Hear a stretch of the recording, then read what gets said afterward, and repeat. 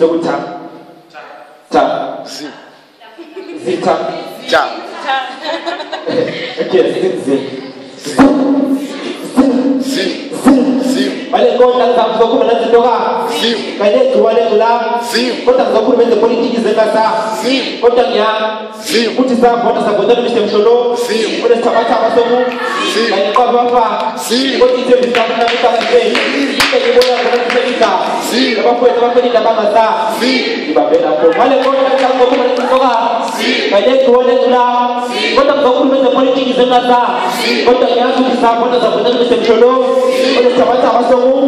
kanye kwabafa kodwa ithembisa kunakuqalatheni ngibona ngokusebenza abafowethu abafeni abangasa okubemarika namhlanje kuthekika ngokuphanzima kwe-24 amadoda ephefumula kwasakwa kanti basi bedlelwe ngaphezulu abafoka kwalinda tata bafeloka ngakho-ke lenkondlo ngayibhalanga ndazintoka kayinegciwane ezula nobafowethu abasesithepha abadlulizalwa kodwa ngithemba kubhalela abafowethu abafeni abangazanga ababuthi sonke iDavid lesiyami noma angathiwa laphansi kwenu khona umuntu isiqiniseko sokuthi yazi ukuthi amaphoyisa wakhona waqola idlozi kwesibhala kubetha iyabisayilo phefumula negama sebebanga ingane esibekethe bhala phansi negama isiqiniseko sokuthi umnantona emzansi sonke siyawami ukufaka istatali nokufaka interpreters